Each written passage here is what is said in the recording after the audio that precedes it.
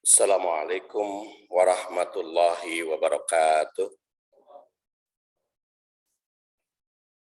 Alhamdulillah nahmaduh wa nasta'inuh wa nastaghfiruh wa na'udzu billahi min syururi anfusina wa min sayyiati a'malina may yahdihillahu fala mudhillalah wa may yudlil fala hadiyalah. Asyhadu an la ilaha illallah wahdahu la syarikalah wa asyhadu anna Muhammadan abduhu wa rasuluh alladzi la nabiyya ba'dah. Jamaah rahimakumullah, pagi ini kita akan membahas tentang pengaruh maksiat terhadap keimanan atau kualitas iman dipengaruhi oleh maksiat. Ini hadis diriwayatkan oleh Al-Bukhari dari Abu Hurairah. Merupakan bagian yang pertama. Kita lihat tausik hadis. Haddasana Ahmad bin Salih, haddasana Ibnu Wahbin, qala akhbarani Yunus an Ibni Syihab, qala sami'tu Aba Salamah bin Abdirrahman wa Ibnal Musayyab yaqulan qala Abu Hurairah radhiyallahu anhu, inna nabiyya sallallahu alaihi wasallam qala la yazni zani hina yazni wa huwa mu'min wa la yashrabul khamra hina yashrabuha wa huwa mu'min wa la yasrikus sariq hina yasriku wa huwa mu'min. Qala Ibnu Syihab wa akhbarani Abdul Malik bin Abi Bakr bin Abdirrahman bin Haris bin Hisham anna Aba Bakrin kana yuhaddisuhu an Abi Hurairah summa yaqul kana Abu Bakrin yulhiku ma'ahunna wa la yantahibu nuhbatan data syarafin yarfa'un nas ilaihi absarahum fiha hina yantabihuha wa huwa mu'min. Hadis ini diriwayatkan oleh Bukhari dari Ahmad bin Saleh yang telah memberikan hadis atau menyampaikan hadis. Wahab yang mengatakan akhbarani Yunus an Ibni Syihab, an Ibni Syihab. Dia mengatakan, aku mendengar Abu Salamah bin Abdirrahman dan Ibnul Musayyab yang dua-duanya berkata, qala Abu Hurairah. Jadi tabi'innya berdasar hadis riwayat Bukhari ini dua. Makanya dia katakan Aba Salamah bin Abdirrahman dan Ibnul Musayyab yaqulan. Dia mengatakan, qala Abu Hurairah. Abu Hurairah bersabda, inna nabiyya sallallahu alaihi wasallam, sesungguhnya Nabi sallallahu alaihi wasallam qala bersabda, la yazni zani hina yazni wa huwa mu'min wa la yashrabul khamra hina yashrabuha wa huwa mu'min wa la yasriku as-sariku hina yasriku wa huwa mu'min. Kita lihat terjemahnya. Itulah menceritakan kepada kami Ahmad bin Saleh, telah menceritakan kepada kami Ibnu Wahab, dia berkata, telah mengabarkan kepadaku Yunus bin Ibnu Syihab, dia berkata, saya mendengar Abu Salamah bin Abdurrahman dan Ibnu Musayyab, keduanya berkata, Abu Hurairah radhiyallahu anhu berkata, sungguhnya Nabi sallallahu alaihi wasallam bersabda, tidaklah seorang itu berzina, la yazni, azani. Ketika sedang berzina itu, ya nazni, dalam keadaan mukmin. Dan tidak pula seorang mukmin itu minum khamr ketika sedang minum khamr padahal dia mukmin. Dan tidak pula seorang itu mencuri ketika sedang mencuri, ia dalam keadaan mukmin. Ibnu Syihab berkata, telah mengabarkan kepadaku Abdul Malik bin Abu Bakar bin Abdurrahman Al-Haris bin Hisham bahwa Abu Bakar pernah menceritakan kepadanya dari Abu Hurairah. Lalu berkata, Abu Bakar menambahkan bahwa hadis tersebut dengan redaksi dan tidaklah seseorang merampas harta orang lain yang karenanya orang pemandangan seseorang yang terpandang ketika dia merampas harta tersebut dalam keadaan mukmin. Jadi ada 4 hal yang mempengaruhi kualitas keimanan.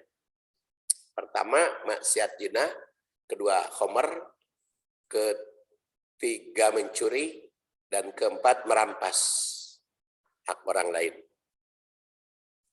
Hadis ini diriwayatkan oleh Al-Bukhari yang lahir 194, wafat 256. Dan nama aslinya kita kenal, Al-Bukhari bernama Muhammad bin Ismail.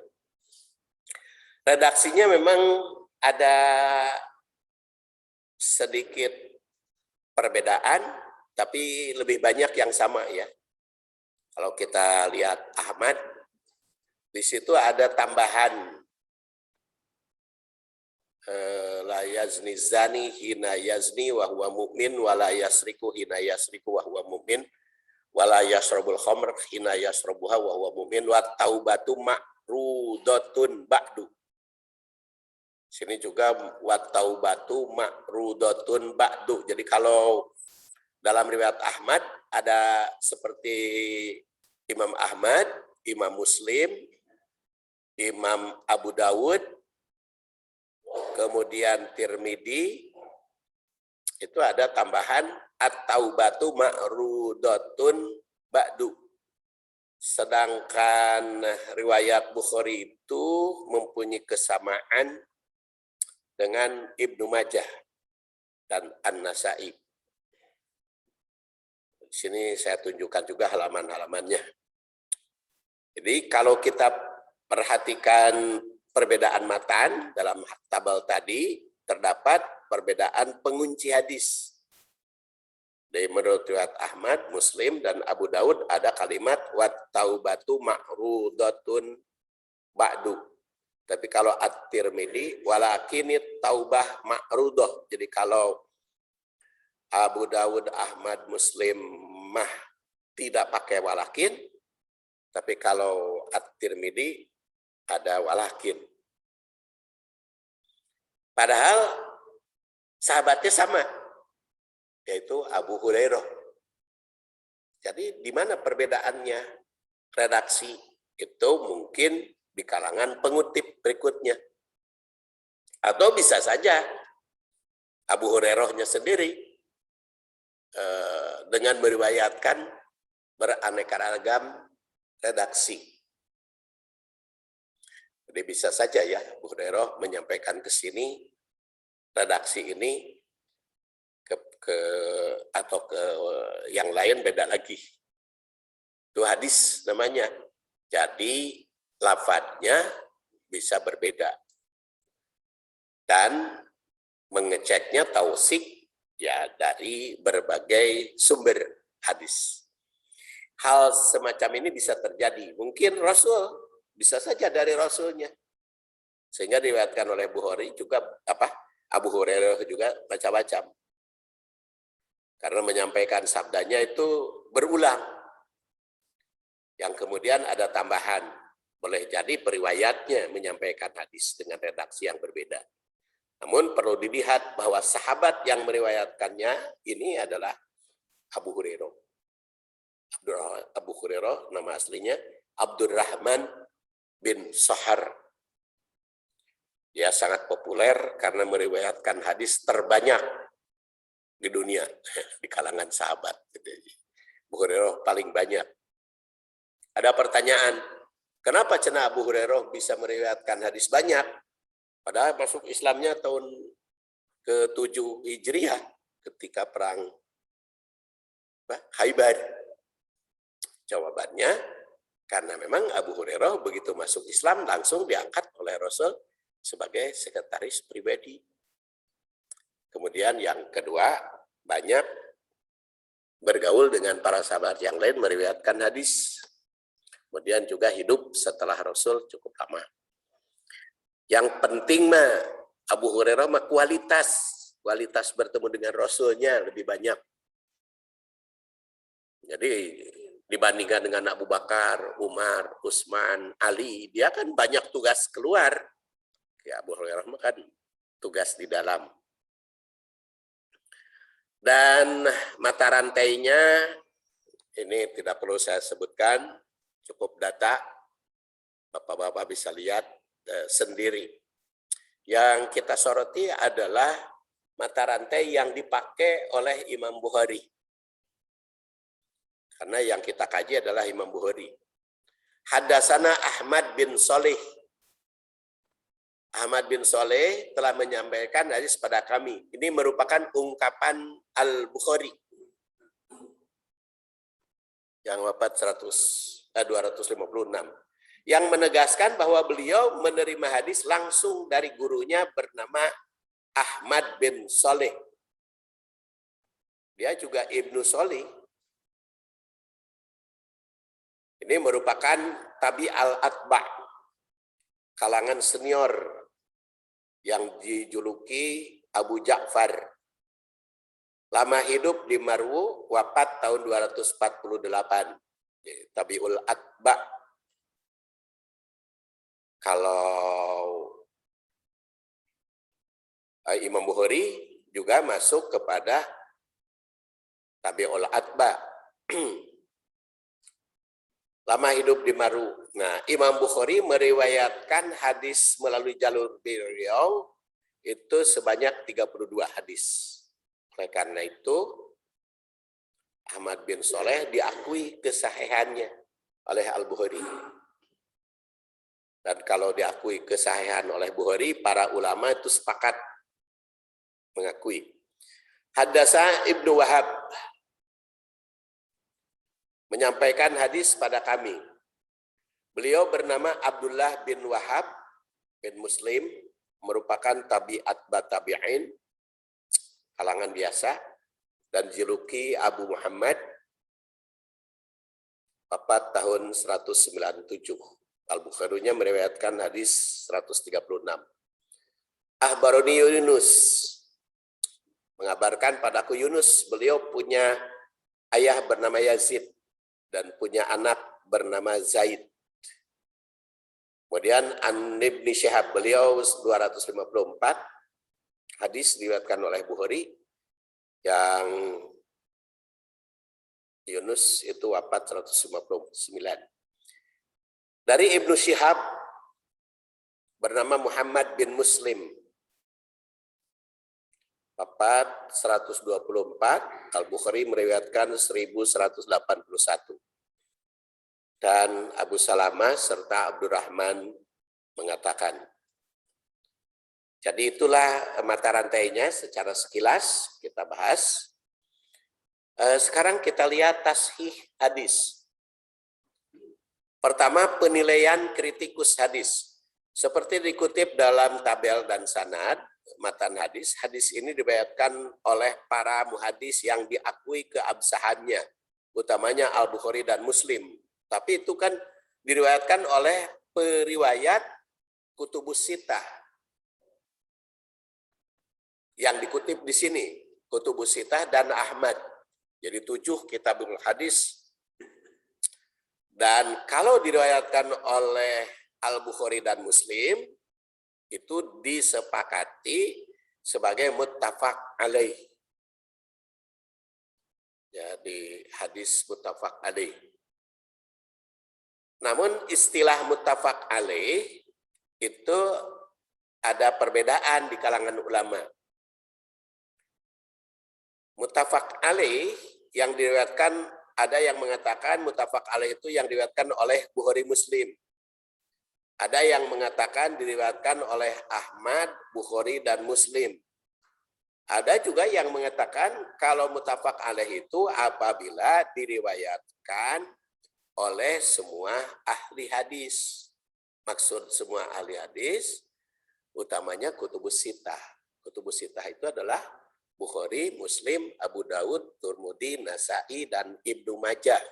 Dari keenam penyusun kitab, namanya Muhammad tiga orang namanya Muhammad, yaitu Al-Bukhari, At-Tirmidzi, dan Ibnu Majah. Ada juga bernama Ahmad, yaitu An-Nasa'i. Kalau Abu Daud namanya Sulaiman. Kalau Muslim nama asli.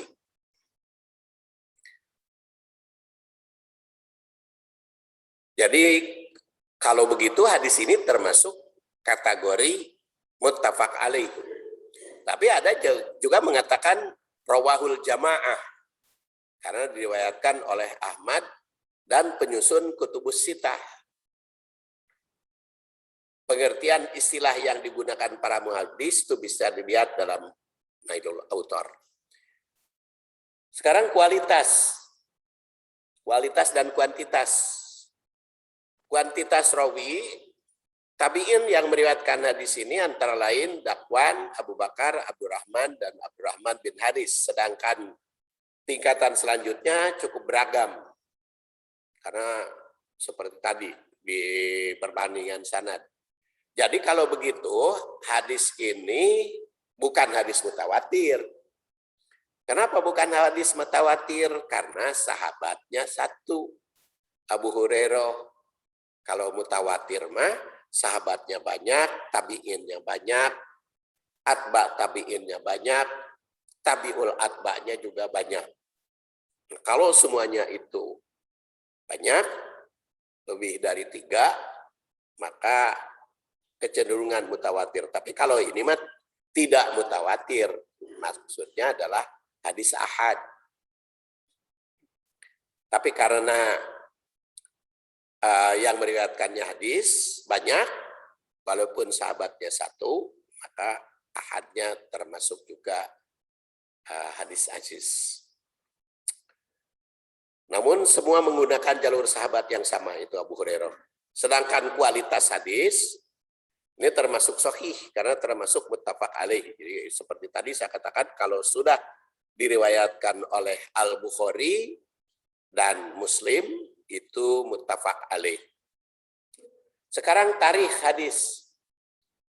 Secara historis terdapat perbandingan makna hadis. Jadi kalau saya bicara tarikh hadis itu sejarah perkembangan hadis, bisa juga asbabul wurud, bisa juga perbandingan hadis ini dengan hadis yang lain. Itu kalau tarikh. Terdapat perbandingan makna hadis yang bisa dipahami secara mukhtalif. Mukhtalif itu perbedaan. Dan mukhtaliful hadis itu yang merumuskan Imam Syafi'i. Ada mukhtaliful hadis, ikhtilaful hadis. Perbandingan hadis yang maknanya beda. Itu dikembangkan oleh Asy-Syafi'i. Dan lebih lagi dikembangkan secara sistematis oleh Ibnu Hajar Al-Asqalani. Ibnu Hajar Al-Asqalani wafat tahun 856, jauh sekali dengan Imam Syafi'i. Kalau Imam Syafi'i kan kita tahu ya, usianya masih muda ya, sudah wafat. Lahir tahun 150, wafat 204, cuman 54 tahun Imam Syafi'i itu. Jadi ke Indonesia berkembangnya cukup pesat, walaupun hanya berusia 54 tahun. Jadi itu namanya ikhtilaf. Ada ikhtilaf. Dengan hadis yang diriwayatkan oleh Abu Dar yang wafat tahun 32 Hijriah. Kata Abu Dar, Rasulullah Shallallahu Alaihi Wasallam, atani atin mir Rabbi.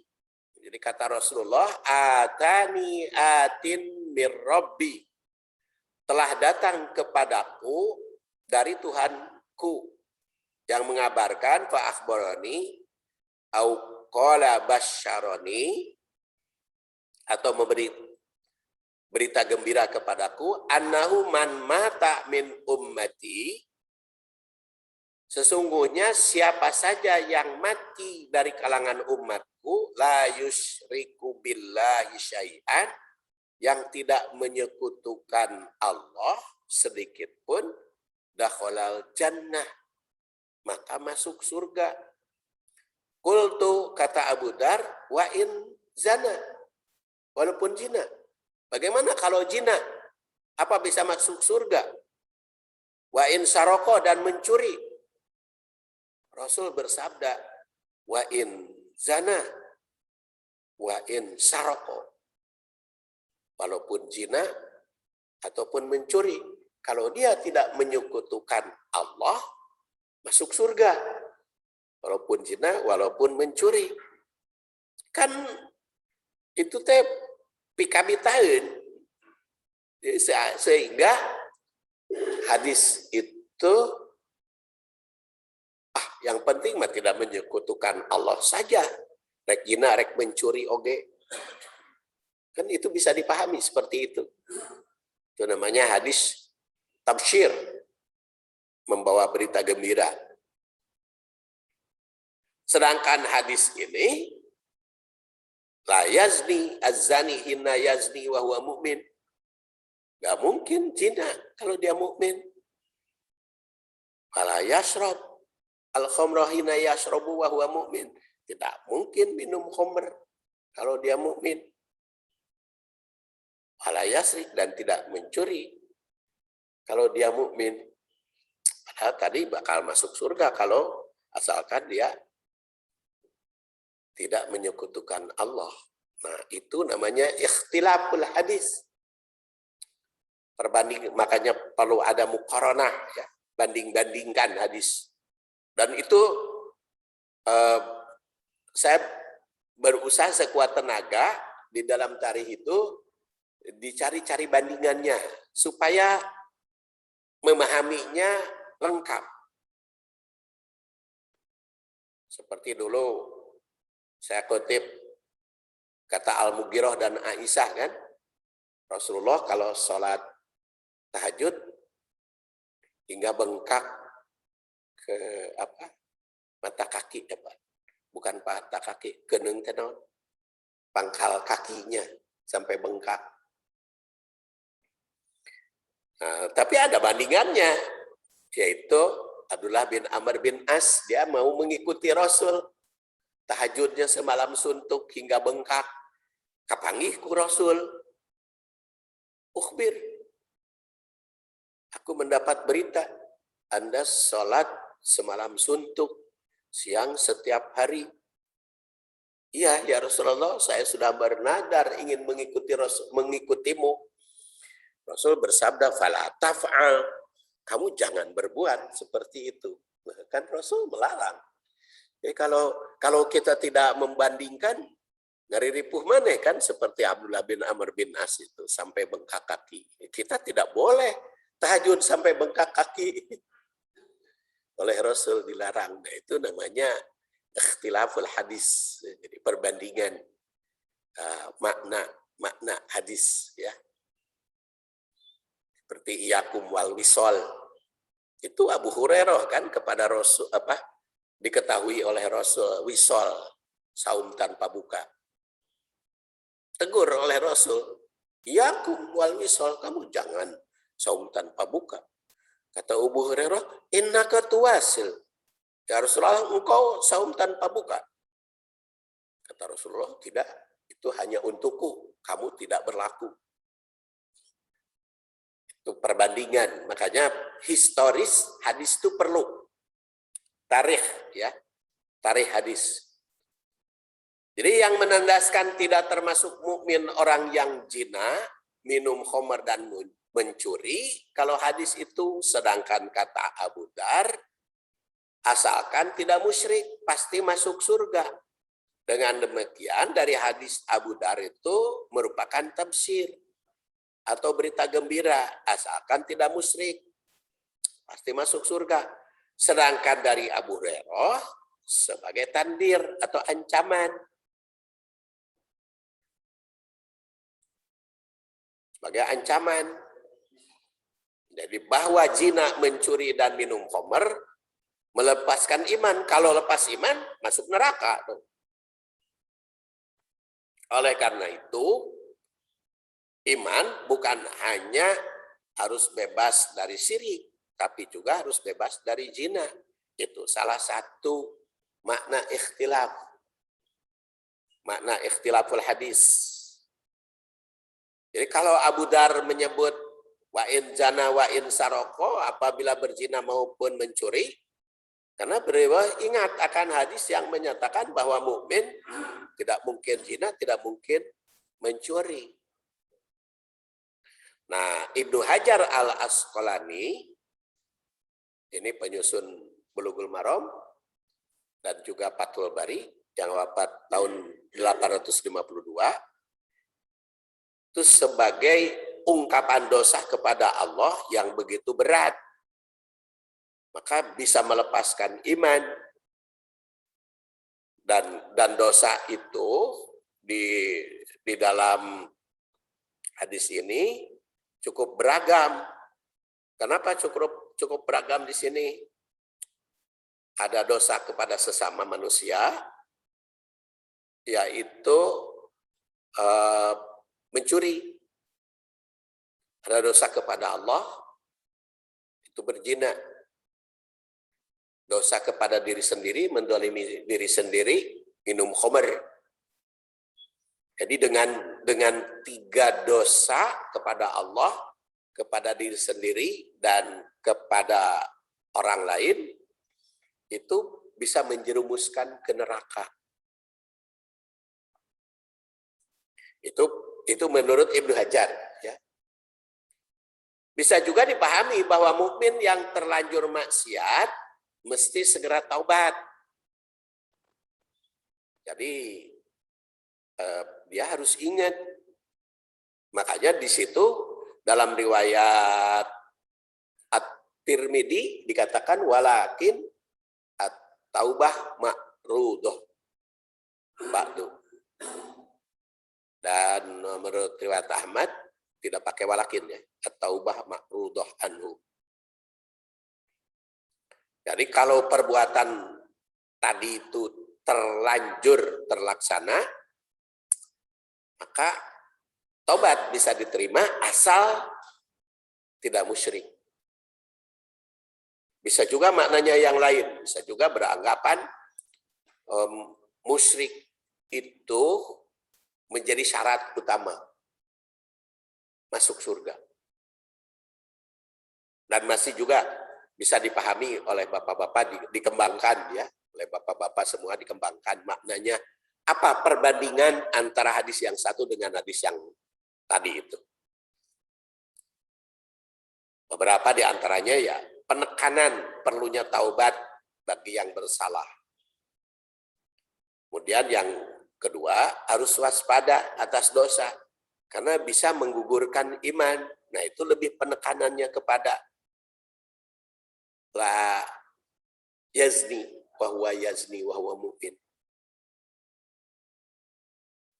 Kemudian la yasrob wa huwa mu'min. Mana yang ketiga, jangan menganggap sepele atas dosa yang diperbuat.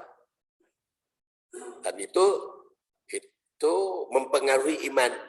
Jadi kualitas iman tentu saja kalau kita kaitannya di dalam kehidupan berkeluarga, terus harus dijaga keimanan, pendidikan keimanan. Dan ini memang yang ditekankan oleh Rasul itu cukup semarak ya. 3 dosa ini. Zina, mencuri, minum khamr. Zina sudah dianggap tidak hina gitu ya. Zina itu bangga dengan perbuatan zina. Khamr itu bukan hanya minuman keras, arak, tapi khamr itu al-khamru ma khamarul aqla, yang berpengaruh kepada khamr kepada akal, kata Umar bin Khattab. Makanya narkoba itu masuk kelompok khomer. Karena khomer itu kan bukan nama, bukan nama barang, tapi itu sifat, ma khomerul akhlak. Dan nanti kita bahas satu persatu. Kemudian kalimat la sekarang kita tahlil syarahnya. Tahlil syarah, karena ini T ya, dengan 7 ta, ta, tausik, takhrij, tasih, tarikh. Sekarang tahlil syarah. Kalimat la pada la yazni itu sebagai perkataan nafyu atau menyangkal bahwa seseorang tidak akan berzina jika seorang mukmin. Ya kalau dia imannya melekat di dalam hati, ucap dan perbuatan, itu tidak mungkin berzina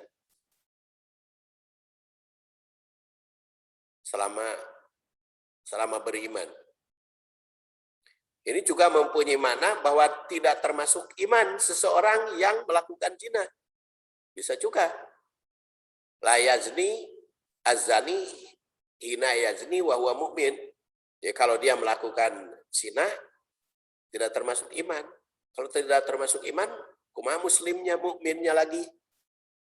Itu beraneka ragam karena ada kalimat taubat ma'rudah. Jadi lepas itu kalau dia berzina itu sedang berzina itu lepas imannya. Sebab kalau dia sedang iman, nggak mungkin. Salah satu contohnya Nabi Yusuf digoda, dirayu oleh istri, oleh wanita cantik yang masih muda, istri raja, permaisuri raja Zulaikha itu yang begitu hebat, cantik. Digoda Nabi Yusuf itu. Mengkaningan ukur di istana hanya berdua. Dia kan ingat pada Allah. Jadi iman tidak bisa, tidak mungkin berzina. Maka salah satu langkah menjauhi perzinahan, tingkatkan kualitas iman. Karena kita sedang berbicara pendidikan dalam keluarga, tentu saja kaitan dengan kehidupan berkeluarga. Man itu. Ibnu Umar pernah ditanya tentang makna hadis ini.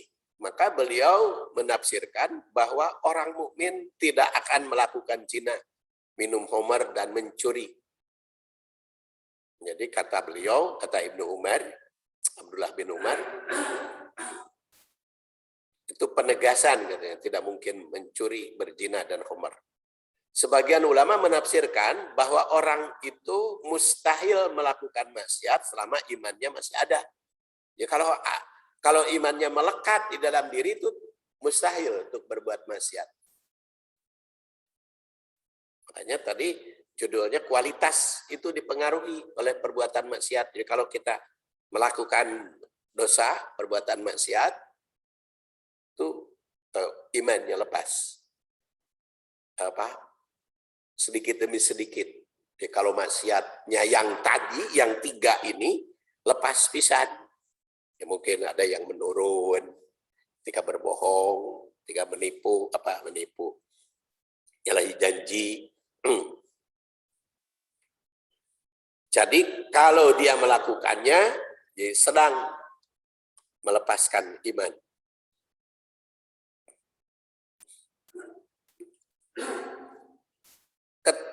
Perkataan hina yazni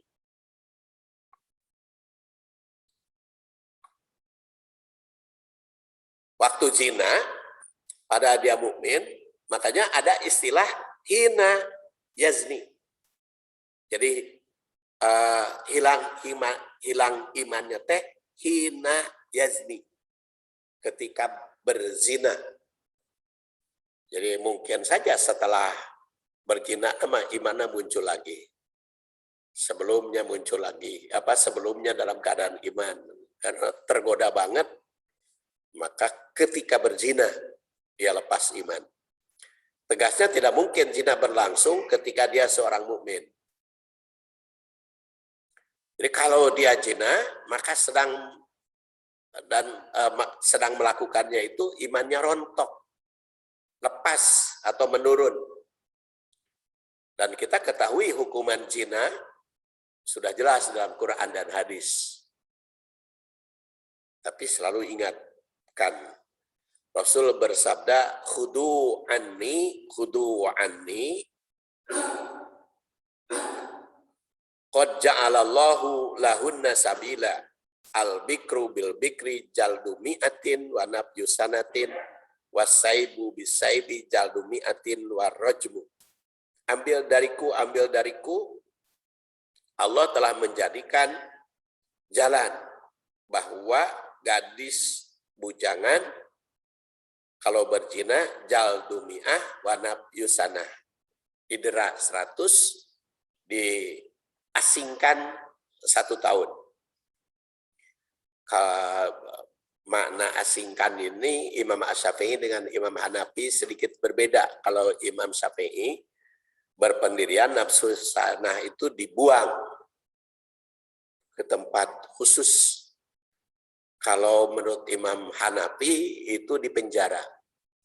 Jadi dipenjara 1 tahun, didera 100 kali. Makanya aneh di Indonesia sekarang yang zina dikawinkan.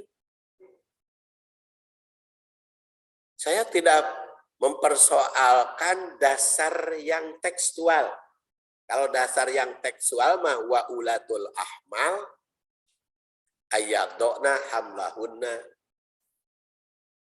ajaluhunna ayyadna hamlahunna. Yang hamil itu tidak boleh dinikah atau tidak boleh dinikahkan sehingga melahirkan. Itu bab perceraian memang suka dibantah bab perceraian. Tapi itu kan umum sifatnya. Tapi yang jelas kalau berdasar hadis ini yang berzina itu didera 100 kali, dipenjara 1 tahun. Kita ambil penjara aja lah supaya mudah Imam Hanafi ya. Jadi bagaimana bisa dikawinkan, kan kudu dihukum. Bagaimana kalau perempuan hamil, kan ditunggu hamil heula.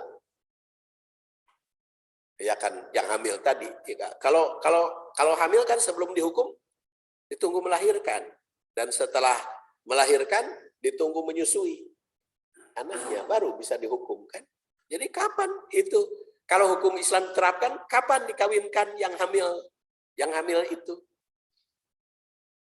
Tapi karena di Indonesia tidak berlaku, bukan tidak berlaku, belum dilakukan hukuman zina, maka memungkinkan dikawinkan itu karena hukum bukan tidak berlaku, belum berlaku.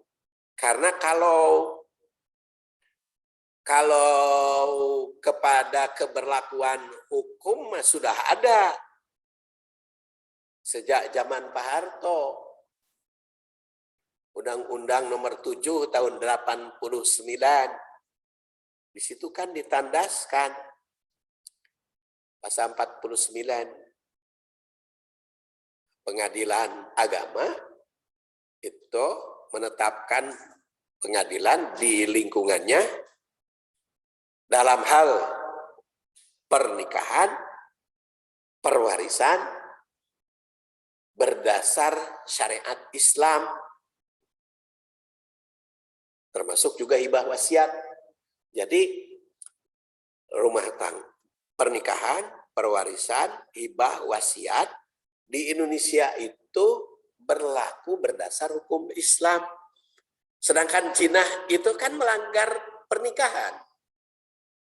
Jadi pengadilan agama itu bisa mendera yang berzina berdasar hukum Islam atas dasar undang-undang perkawinan itu. Makanya ketika salah seorang ulama yang almarhum ya, bukan Abdul Muthalib, siapa? Yang di luar Jawa itu, yang menghukum mendera itu, dibawa ke persidangan bebas. Ja'far ya. Abdul Muthalib, Ja'far Abdul Muthalib. Jabar Abu Thalib ya. Oh, Umar Ja'far. Ja'far Umar ya. Nah, ya, itu kan dia jelas memang ada undang-undangnya di Indonesia mendera asal logika hukum, pemahaman hukum itu berdasar Undang-Undang Peradilan Agama nomor 7 tahun 89, orang yang melanggar perkawinan, perwarisan, hibah dan wasiat diadili berdasar syariat Islam. Berdasar syariat Islam ini ada di situ. Jadi sudah ada di Indonesia itu hukum itu, cuman tinggal orang nah. Jadi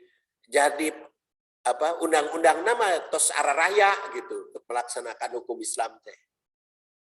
Sudah ada semua. Jadi makanya sekarang itu saya cenderung dakwah kita harus melalui keluarga. Karena hukumnya betul saya gitu. Sudah ada dasarnya, ada hukum anti pornografi itu ada. Jadi sudah banyak gitu. Banyak, tinggal menerapkan dan ternyata hukum atau pendidikan keluarga itu lebih berhasil. Bukan lebih ya, berhasil lah dibanding dengan pendidikan hanya melalui politik saja. Sekarang di Indonesia dari sudut busana saja, dari sudut busana itu menurut saya lebih maju dari sudut busana dibanding dengan negara-negara Muslim yang umpamanya ada Qatar gitu ya, yang menerapkan hukum Islam juga, terus ada Emirat, itu banyak. Tapi kalau dibanding dengan itu, pakaian saja di Indonesia sudah banyak yang tertutup di komplek-komplek. Karena itu pendidikan dalam keluarga. Kita kan sekarang di Indonesia itu sudah mulai kurang ya yang yang mini-mini itu kan. Kita kan sudah mulai kurang melihat yang mini-mini itu kan. Walaupun ada, tapi itu sudah minoritas gitu, mungkin di Jawa Barat tuh sudah minoritas yang mini-mini itu. Ya paling di televisi lah. Ya, saya katakan dibanding dengan negara-negara yang di Timur Tengah, ya kecuali Saudi. Tapi di Saudi juga kalau di Jeddah mah susah. Jadi kalau tadi berbicara tentang hukum, menerapkan hukum Islam, di Indonesia itu ada. Khudu anni al-bikru bil bakri. Hanya mungkin yang hukum ini, yang jinah muhsan ini, yang belum pernah terjadi. Tapi bisa tadi. Karena jaldumi'ah warajmu. Berak 100 dan dirajam. Ya karena persaingan kekuasaan antara hak asasi manusia, peradilan dan sebagainya. Jinah muhsan dirajam hingga mati, sedang yang bujangan didera 100 kali dan diasingkan 1 tahun. Sedangkan zinah ghair muhsan itu sudah jelas dalam ayat. Azaniatu wazani fajlidu kulla wahidin minhuma mi'ata jaldah wala ta'khudkum bihima ra'fatun fi dinillah. In kuntum tu'minuna billah wa yaumil akhir wal yashhad adzabahuma ta'ifatun minal mu'minin. Pangkal ayat ini menggunakan muannas azaniatu. Jadi urusan zina nu disebutnya awewe lah azaniatu wazani. Urusan zina mah awewe heula. Sedangkan urusan mencuri lalaki heula. Asariku wasarikotu. Apa itu maknanya Allah teh? Da ulah dan teu sembarangan Allah mah menyebut urusan zina mah wanita heula disebutna teh. Urusan mencuri lalaki heula. Tentu saja banyak itu maknanya.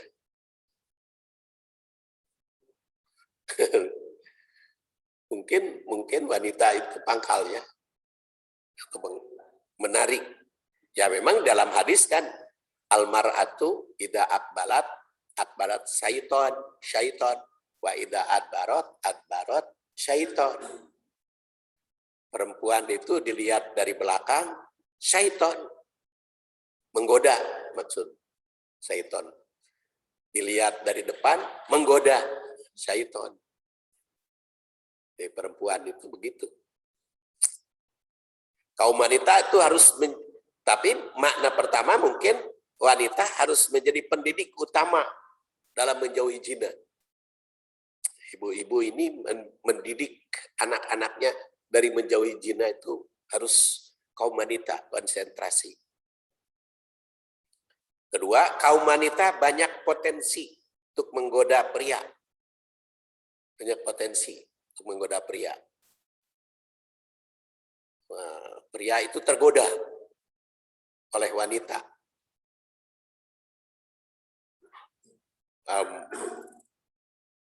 Walaupun dia memperkosa itu kan karena tergoda juga. Tergoda oleh tampilan. Makanya kenapa syariat Islam itu menggariskan busana wanita lebih tertutup dari pria? Karena itu menggoda.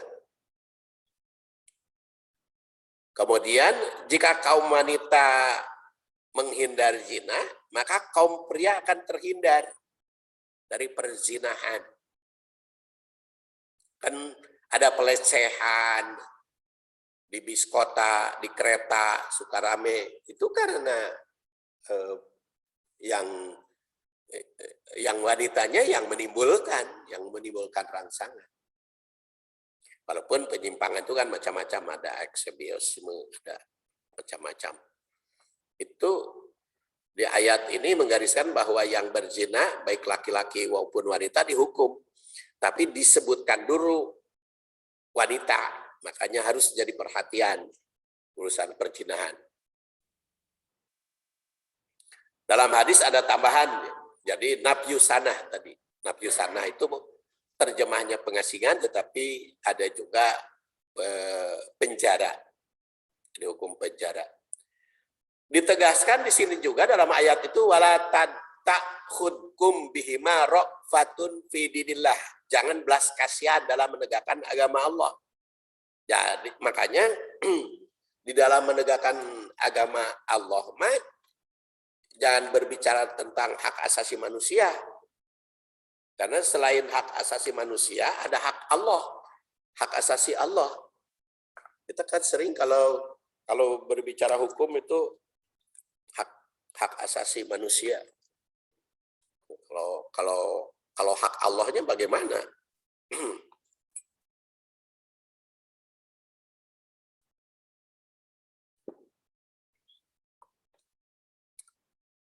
Dan di situ dikatakan wala ta'khudkum bihima ra'fah. Jangan belas kasihan kalau dalam mendukung. In kuntum tu'minuna billah wa yawmil akhir. Mengisyaratkan mukmin. Jadi memang kaitan perzinahan itu dengan keimanan. Dengan demikian berdasar ayat ini, keimanan seseorang serta penegakan hukum bagi pelanggar itu dipengaruhi oleh kualitas. Jadi kalau di Indonesia sekarang belum dilakukan hukuman zina, itu berkaitan dengan kualitas keimanan. Kualitas keimanan. Kalau di kalangan kita seperti tadi kaum wanita sudah sadar tentang aurat, ya mereka merasa malu kalau membuka aurat itu ada, tapi kualitas keimanan kepada perbuatan mencegah maksiat itu masih Masih ada. Ya tegaslah, hukuman mesti ditegakkan. Kedua, hukuman bagi pezina jangan merasa kasihan. Jadi karena kasihan itu sehingga tidak dilaksanakan. Ketiga, iman berkaitan dengan kualitas dan kemampuan menjauhi zina. Dan pelaksanaan hukum disaksikan oleh umat. Di situ dikatakan di dalam ayatnya azani, di situ wal yashhad adabahuma ta'ifatun minal mu'minin. Jadi hukuman itu bukan sembunyi-sembunyi, tapi itu harus dilihat oleh umat, disaksikan. Jadi orang mukmin itu mesti mampu, kemudian orang mukmin mesti mampu berzina. Ditegaskan dalam ayat lain bahwa setiap mukmin itu dilarang mendekati, makanya la taqrabuz zina innahu kana fahisyatan wa sa'a sabila. Jangan mendekati. Dan itu mendekati zina di sini diriwayatkan oleh Al-Bukhari juga dari Abdul Razak, dari Ibnu Abbas, dari Abu Hurairah, Innallaha azza wa jal kataba ala ibni Adam haddahu minaz zina. Melekat di dalam umat manusia itu bagian dari zina, yaitu zinal ain, zina mata, zina lisan, zinatun nafas, dan insya Allah nanti ini hadis ini harus dibahas secara khusus ya. Saya kira bersambung ke bagian yang kedua, mungkin ada pertanyaan dulu sebelum ditutup karena kita mulainya tadi 5:45 jadi sekarang 5:30, sudah 1 jam. Mangga ada pertanyaan sebelum ditutup kalau ada.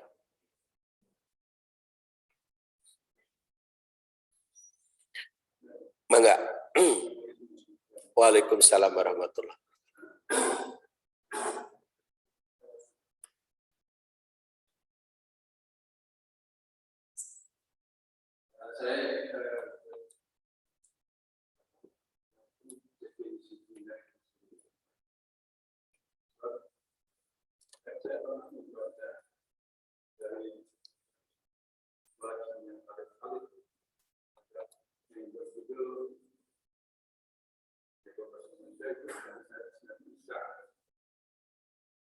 Apa Bu? Pak? Oh.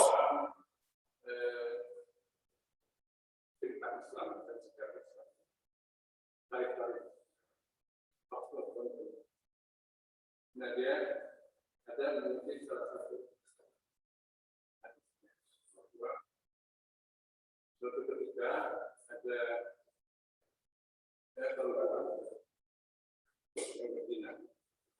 kemudian masyarakat tersebut memintanya untuk tadi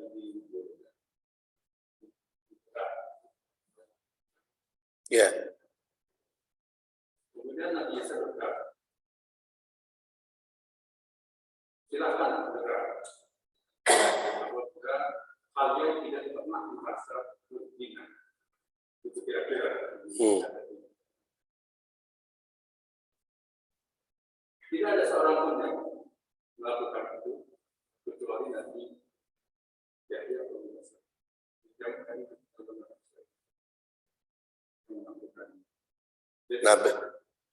Nabi Yahya di zaman Nabi Isa. Ada Nabi yang di zaman Nabi Isa.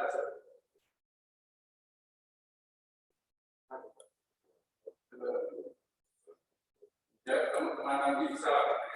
Ya kalau di zaman Nabi Isa saya nggak mengetahui ada Nabi apa gitu. Ya. Oh. Tapi pokoknya ada hanya seorang yang melakukannya.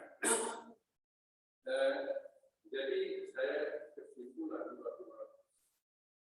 Zina itu sangat luas. Dia tadi dikatakan. Sehingga suka untuk melakukan mendefinisikan. Tapi di dalam Islam yang kita tahu, zina itu adalah melakukan penetrasi. Ya, ya, ya, karena gini, yang dimaksud dengan zina yang dihukum adalah hubungan kelamin. Jadi kalau tadi ada zina mata, zina bicara, zina angan-angan, itu kan ada penguncinya dalam hadis ini. Wal farju yusoddiku dalika au yukadzibuhu.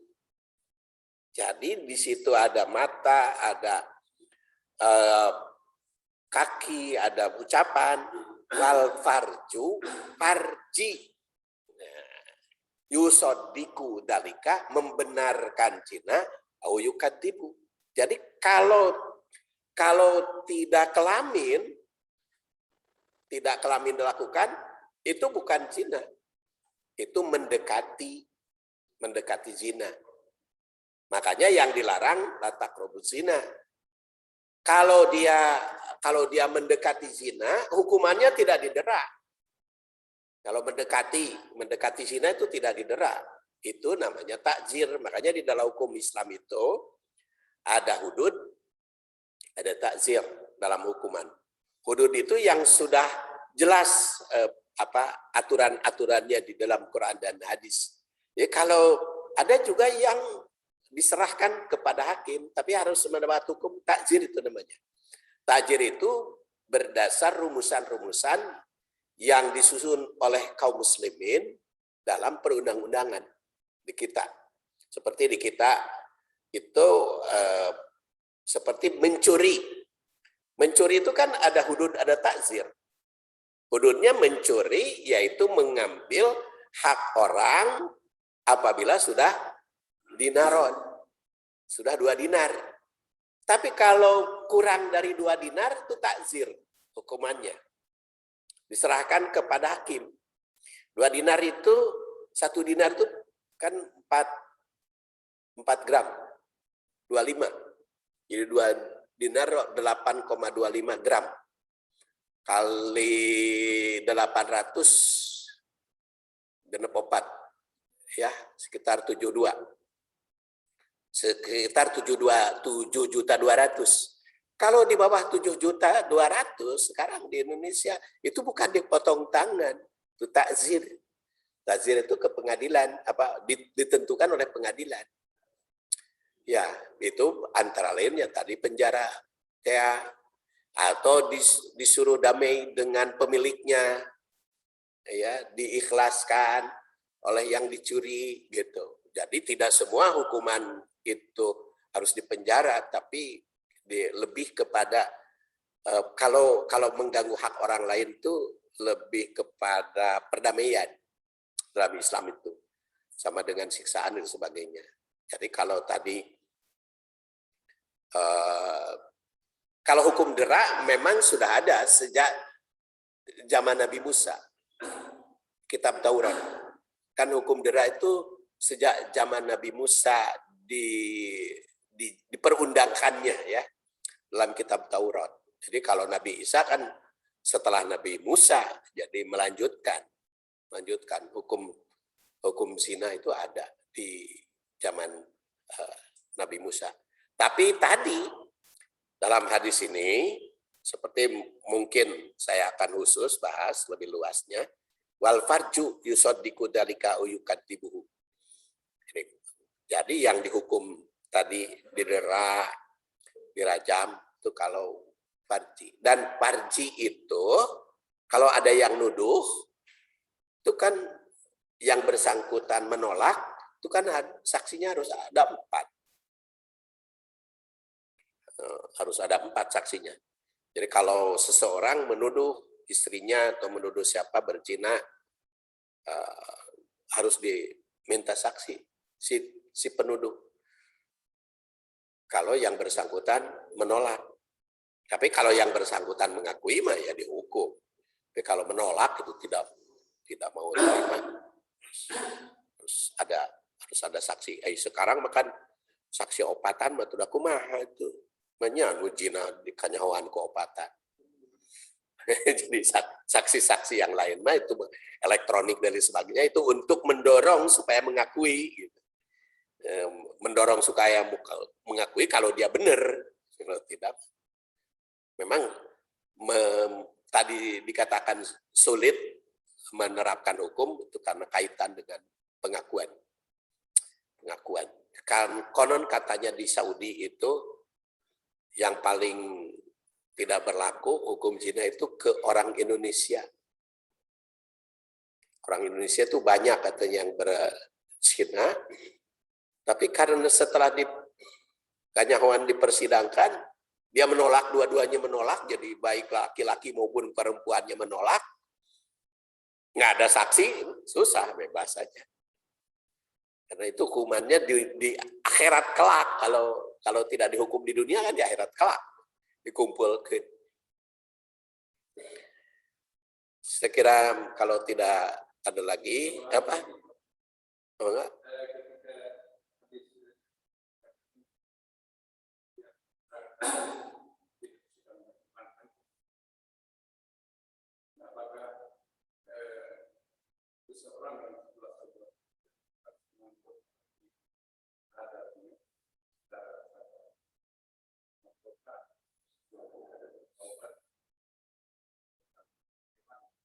Kalau kita lihat hadis riwayat Ahmad atau lihat Tirmidzi tadi, taubat makrudah. Cuman taubat itu kan ada syaratnya. Syarat-syarat taubat yang diterima oleh Allah. Ya tentu kita bahas nanti makalah berikutnya ya. Maka Bapak.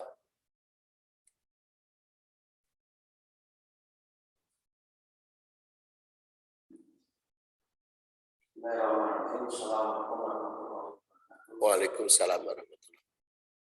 Saya pernah mendapat keterangan hadis yang menerangkan bahwa kelak suatu zaman akan ada orang yang menghalalkan musik, nyanyi, zina, dan poker. Sedangkan dari keterangan ayat dan hadis undang-undang perkawinan juga undang-undang pornografi sudah jelas hukum tentang kebersihan. Untuk itu mohon pencerahannya dari Pak Ustaz tentang keterangan bahwa kelak suatu zaman akan ada orang yang melakukan musik, nyanyi, zina dan porno. Terima kasih. Waalaikumsalam warahmatullahi wabarakatuh. Ya tanda-tanda di akhir zaman sayati zamanun.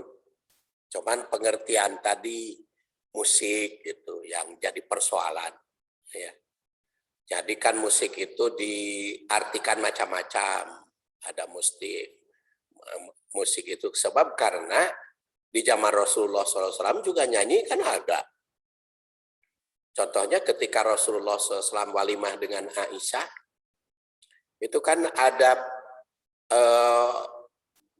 budak-budak Habsyi di Madinah itu bermain musik kan, ya nekal Canjidor menayo nama kecimpring Canjidor itu kan Aisyah bertanya, ya Rasulullah itu kesenian orang sini, kata Rasulullah, apa kamu senang? Senang, sehingga Aisyah itu noong dari jendela. Dan kata Aisyah, Rasul pun melihatnya. Itu satu. Kemudian ketika Idul Adha, itu kan ada yang kesenian. Jadi kalau tadi Tanjidor atau kicimpring harita mah ya musik sekarang mah gitu.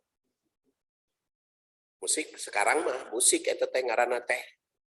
Jadi pengertian itu makanya kita dibandingkan hadis itu. Jadi yang dimaksud dengan menghalalkan musik teh musik yang bagaimana? Atau apa maknanya? Apa maknanya musik itu? Ya kita kan sedang membahas teh hadis dibanding-banding teh kan hadisnya kan sekarang saya berusaha sekuat tenaga di Al-Fitrah itu membahas hadis itu dibanding-bandingkan dengan hadis lain. Dibandingkan dengan hadis-hadis yang lain. Yang dimaksud dengan menghalalkan itu apa? Saya kira itu Pak. Jadi dan itu yang dimaksud dengan akhir zaman juga apa? Apakah bukan akhir zaman sayati zamanun bakal datang teh iraha sudah terjadi ataukah belum? Atau sering kan dikaitkan dengan sekarang. Tapi kan tiba lagi musik mah aya kan? Musik mah aya. Yang berzina kan ada tiba heula juga. Itu kan sering kita mendengar ceramah itu sok apa namanya ke emosi kita itu panas gitu ya. Dekat akhir zaman kiamat itu dekat. Banyaknya ulama, banyaknya perjinapan tiba lagi banyak ulama nu maot atuh tiba lagi. Cuman Imam Syafi'i mah cekap di 54 tahun Imam Syafi'i mah. Usiana ge ulama itu. Imam Ghazali 55 kan. Imam Ghazali itu lahir 450, wafat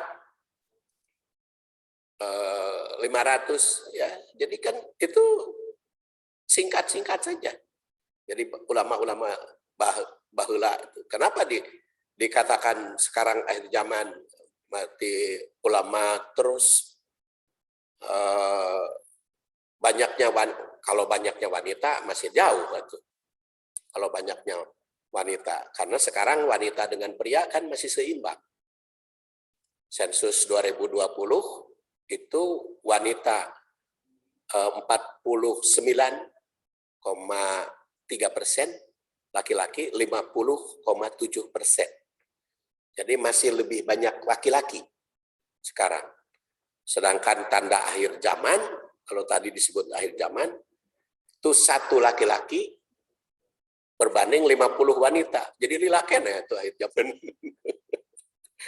kan ungtut. Sekarang masih lebih banyak wanita, masih lebih banyak laki-laki sekarang dengan wanita itu di Indonesia maupun di dunia. Tahun 2020 ini masih banyak laki-laki sekarang itu. Makanya nunyanung hararese itu karena memang wanitanya sedikit sekarang dibanding dengan laki-laki ya. Saya kira itu Pak, seperti tadi ya kita kan akan berusaha membahas hadis satu persatu dikaitkan dengan hadis yang lain. Insyaallah. Kita akhiri saja, mudah-mudahan ada guna dan manfaatnya. Subhanakallahumma wa bihamdik asyhadu an la ilaha illa anta astaghfiruka wa atubu ilaik. Assalamualaikum warahmatullahi wabarakatuh.